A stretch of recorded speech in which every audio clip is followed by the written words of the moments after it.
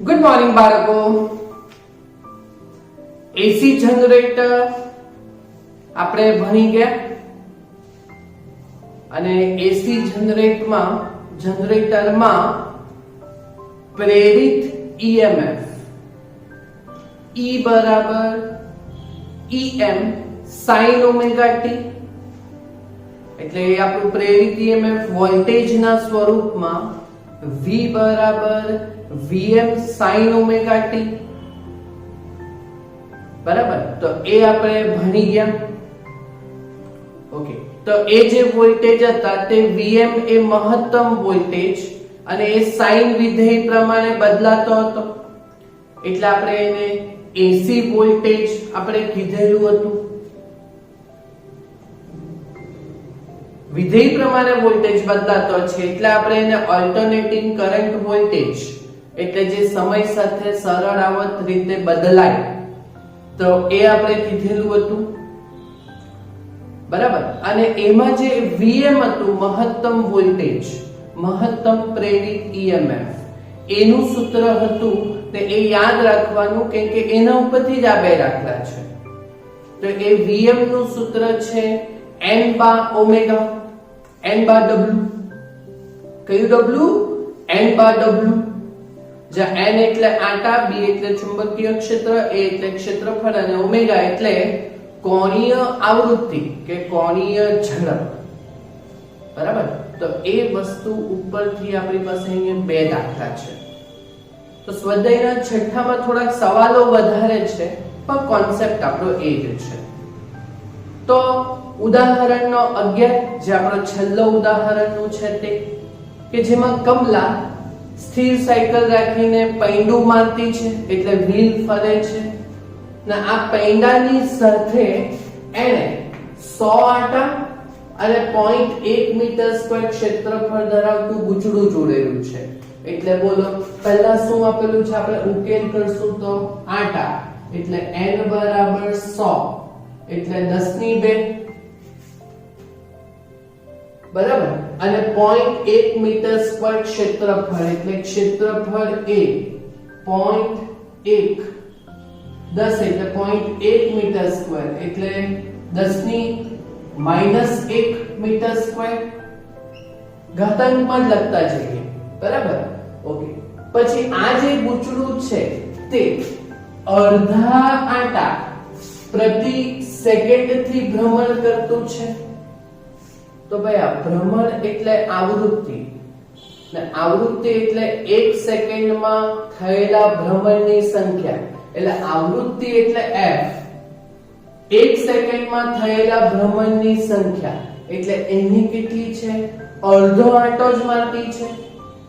બરાબર, એટલે અડધો એટલે આવૃત્તિ અડધો આંટો પ્રતિ સેકન્ડ છે, તો આવૃત્તિ f એ 0.5 કહેવાય પ્રતિ સેકન્ડ, એટલે સેકન્ડ ઇન્વર્સ. ખબર પડી કે નહીં? આ 1/2 અડધો આંટો પ્રતિ સેકન્ડ થી ભ્રમણ કરતું છે, એટલે ભ્રમણ હોય તો આવૃત્તિ હોય ને આવૃત્તિ અડધો છે. બરાબર, તો આપણે ક્યાં f નું કામ પડે? આપણે તો કોણીય આવૃત્તિ નું કામ પડે, એટલે કોણીય આવૃત્તિ ઓમેગા બરાબર 2 પાઈ f. ઓકે, એટલે 2 ગુણ્યા 3.14 ગુણ્યા f આવૃત્તિ 0.5.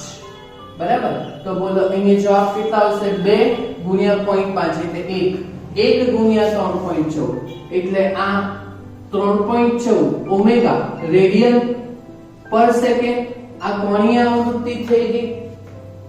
બહુ સહેલો દાખલો છે, 2 જ માર્કનો તો દાખલો છે. તો ગુચડામાં પરિભ્રમણની ધરીને લંબ રૂપે આટલા ટેસ્લાના ચુંબકીય ક્ષેત્રમાં છે લંબ રૂપે. ઓકે, તો ચુંબકીય ક્ષેત્ર આપ્યું b. b કેટલું આપ્યું? 0.01 ટેસ્લા, એટલે 1/100 એટલે 10 - 2 ટેસ્લા. બરાબર, તો શું શોધવાનું કીધેલું છે સવાલમાં? મહત્તમ પ્રેરિત વોલ્ટેજ, એટલે મહત્તમ પ્રેરિત ઈએમએફ. ઓકે, એટલે માટે મહત્તમ પ્રેરિત ઈએમએફ કે ભાઈ વોલ્ટેજ, એટલે આપણું EM બરાબર એટલે કે ભાઈ Vm બરાબર તો એ આપણું સૂત્ર શું હતું n/w ઓકે હવે વેલ્યુઝ મૂકવાની આટા 100 એટલે 10 ની 2 ચુંબકીય ક્ષેત્ર 0.01 એટલે 10 ની -2 ઓકે ક્ષેત્રફળ ઓકે ક્ષેત્રફળ 0.1 એટલે 10 ની -1 અને ઓમેગા કોણીય આવૃત્તિ 3.14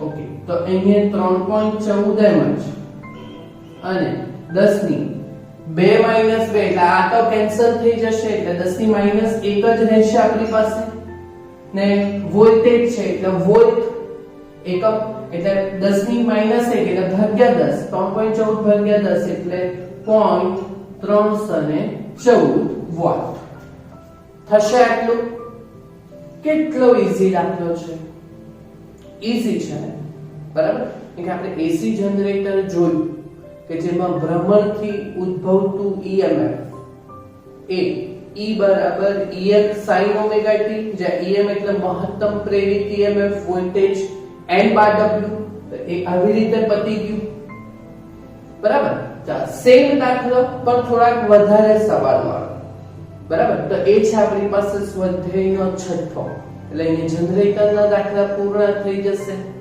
એટલે લેન્ઝનો નિયમ બાકી ને એના 4 દાખલા બાકી ઓકે તો સ્વાધ્યાયનો છઠ્ઠો 8 સેન્ટીમીટર ત્રિજ્યા બરાબર ચાલો એટલે શું આપ્યું ત્રિજ્યા r બરાબર 8 સેન્ટીમીટર એટલે 8 ગુણ્યા 10 ની -2 મીટર બરાબર ને એ શું છે ગૂંચળું છે ગૂંચળું ઓકે તો અહીંયાથી આપણે ગૂંચળાનું ક્ષેત્રફળનું કામ પડે આપણને તો ભાઈ ગૂંચળાનું ક્ષેત્રફળ a બરાબર ગૂંચળું છે એટલે પાઈ r² એટલે 3.14 ગુણ્યા ત્રિજ્યાનો વર્ગ એટલે 8 નો વર્ગ 64 અને 10 ની -2 ઘાતનો વર્ગ એટલે 10 ની -4 ઓકે તો આપણે જ્યારે આને મીટર સ્ક્વેર માં ફેરવશું તો 10 ની -4 માં અહીંયા કેટલું આવશે તો 64 ગુણ્યા 3.14 કરીશું તમે બી જાતે કરજો હા ખાલી શીખી લો દાખલા 64 ગુણ્યા 3.14 આ થશે 200.96 તો આપણે 200 કન્સિડર કરી લઈએ બરાબર તો લખાય 2 ગુણ્યા 10 ની -2 મીટર સ્ક્વેર ચાલો પછી 20 આટા એટલે આટા n બરાબર 20 નંબર ઓફ ટર્ન્સ ઓકે પછી 3 ગુણ્યા 10 ની -2 ટેસ્લાના ચુંબકીય ક્ષેત્રમાં એટલે b બરાબર 3 ગુણ્યા 10 ની -2 ટેસ્લા પછી 50 રેડિયન પર સેકન્ડની કોણીય ઝડપથી અહીંયા ફેરવેલું છે કોણીય ઝડપ એટલે ઓમેગા કેટલું આપેલું છે 50 રેડિયન પર સેકન્ડ ઓકે પછી સવાલ આવી ગયો જોઈ લો મહત્તમ પ્રેરિત EMF અને સરેરાશ EMF આ બે સવાલ છે અહીંયા પછી આગળ જો એક ડેટા આપેલો છે બીજું શું છે ગૂંચળાનો અવરોધ ગૂંચળાનો અવરોધ એટલે કેપિટલ R શોધવાનો કેપિટલ R આપેલો છે કેટલો આપેલો છે 10 ઓહ્મ બરાબર ઓકે તો આપણે હવે અહીંયાથી એક સવાલ ને સોલ્વ કરતા જઈએ ચાલો પહેલો સવાલ શું છે પ્રેરિત મહત્તમ EMF તો ભાઈ અહીંયા ગૂંચળાને ભ્રમણ કરાવેલું છે તો એ ભ્રમણને અનુરૂપ મહત્તમ પ્રેરિત EMF તો એ આપણે જે અત્યારે કહ્યું તે n/w તો ભાઈ મહત્તમ પ્રેરિત EMF બરાબર તો એ EM કે VM તમે જે લખો તે ઓકે તો એ આપણું મહત્તમ પ્રેરિત EMF EM બરાબર n/w 20 પછી ચુંબકીય ક્ષેત્ર છે 3 ગુણ્યા 10 ની -2 ઓકે ક્ષેત્રફળ છે 2 ગુણ્યા 10 ની -2 બરાબર ચાલો પછી ઓમેગા આપેલું છે 50. ઓકે, હવે ગણતરીમાં તો ભાઈ જોઈ લો 50 દુ 100, 100 ગુણ્યા 10 ની 100 એટલે 10 ની 2, 10 ની -2 એટલે આ તો નીકળી જ જવાનું આટલું 1 એટલે 20 તારી 60. ભાઈ કોઈને આ નહીં સમજ પડે તો ભાઈ જોઈ લો 20 તારી 60, 60 દુ 120, 120 ગુણ્યા 5 કરો, 120 ગુણ્યા 5 કરો તો 600 ને પાછા 0 તો આ બધાનો ગુણાકાર 6000 અને ગુણ્યા 10 ની -4, 10 ની -2 50 દુ 100, 100 તારી 300 બરાબર, 300 ગુણ્યા 20 6000. ઓકે, તો 6000 ગુણ્યા 10 ની -4 વોલ્ટ. ઓકે, તો આપણે આ 10 ની -4 એટલે ભાગ્યા અહીંયા છે પોઈન્ટ 1 2 3 6 ગુણ્યા 10 ની -3 તો ભાઈ 0.6 આટલા વોલ્ટ એ મહત્તમ પ્રેરિત EMF થયું. ઓકે, તો આ પહેલો જવાબ થઈ ગયો. ઓકે, હવે સમજો કે આ જે બીજો જે છે ને સરેરાશ પ્રેરિત EMF, સરેરાશ પ્રેરિત EMF.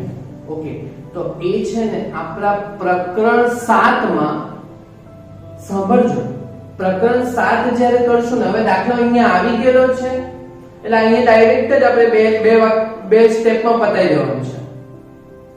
પણ 7મા ચેપ્ટરમાં પહેલા જ દિવસે આપણે સરેરાશ વાળી મેથડ કરવાની જ છે.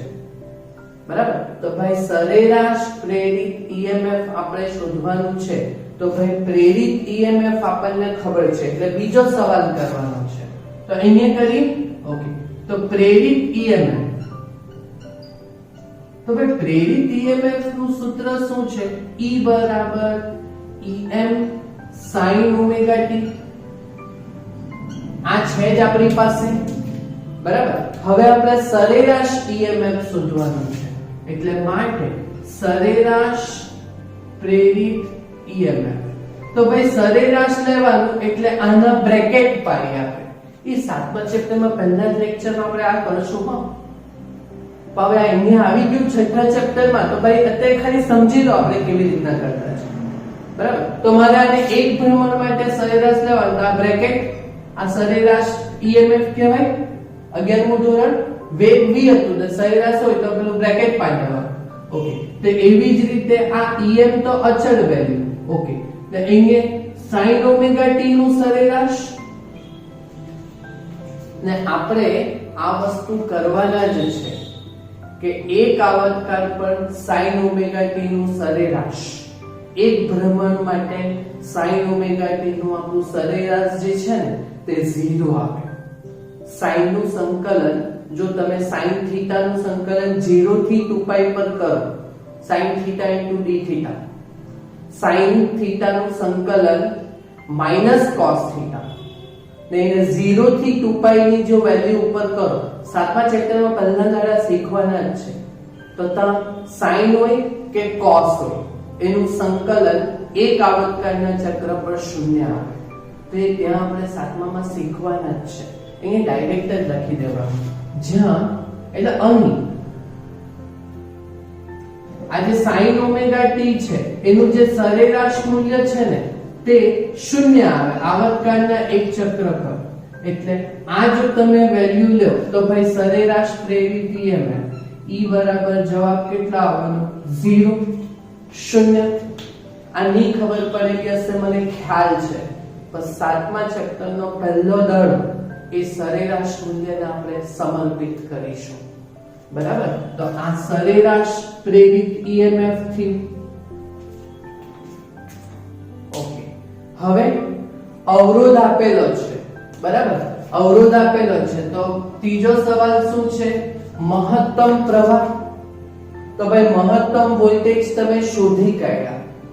બરાબર, તો મહત્તમ વોલ્ટેજ તમે શોધી કાઢ્યા તો મહત્તમ પ્રવાહ ઓહમના નિયમ પરથી થશે કે V બરાબર અહીંયા તો I બરાબર V ના છેદમાં R.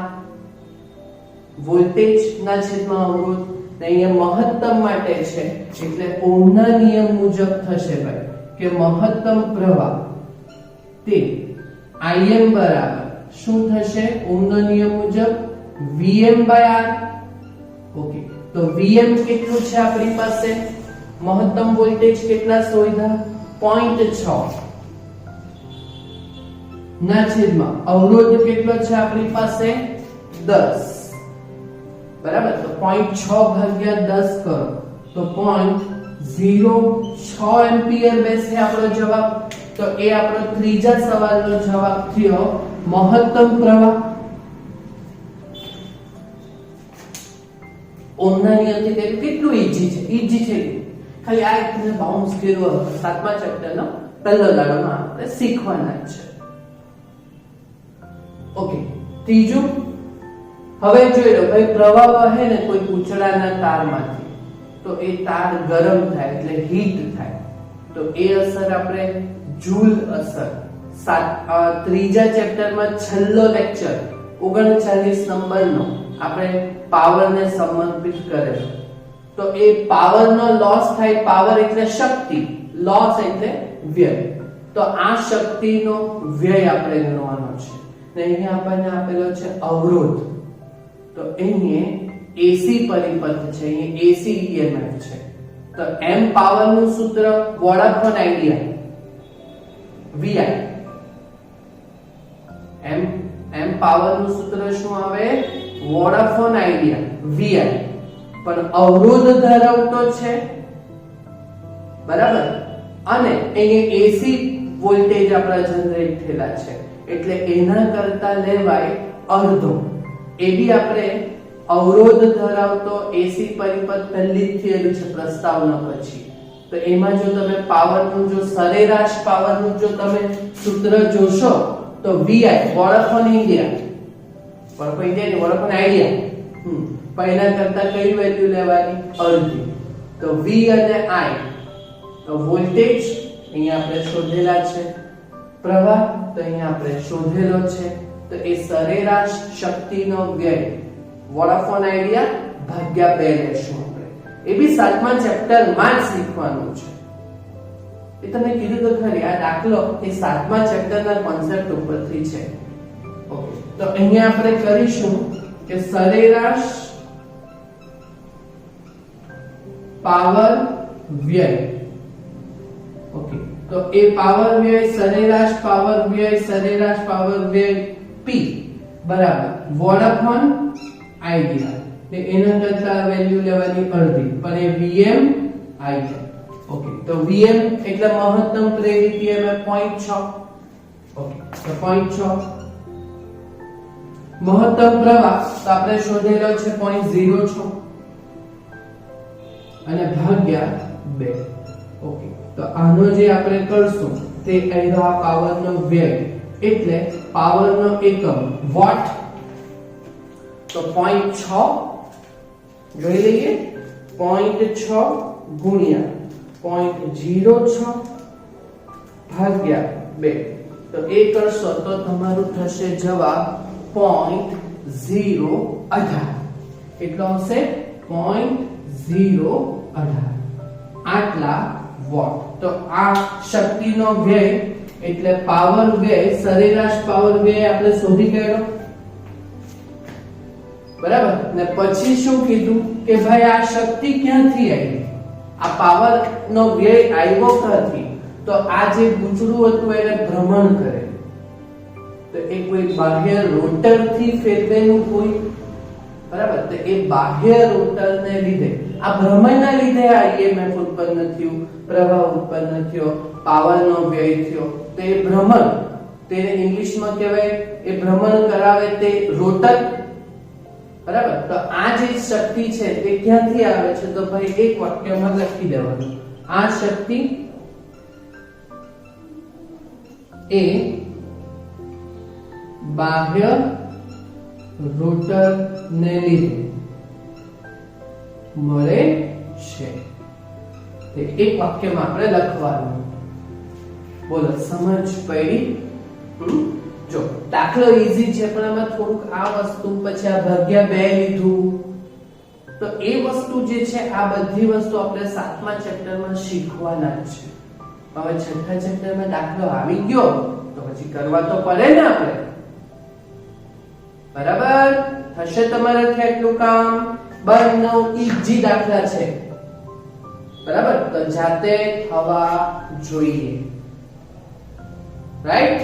ઓકે તો આટલું કામ તમે પૂરું કરજો. તો આપણે હવે 2 લેક્ચર જેટલું કામ બાકી. તે લેન્ઝનો નિયમ અને તેને અનુરૂપ 4 દાખલા છે. તો એ આપણે જોશું નેક્સ્ટ લેક્ચરમાં. રાઈટ? ઓકે તો આટલું કામ તમે પૂર્ણ કરજો. Thank you very much.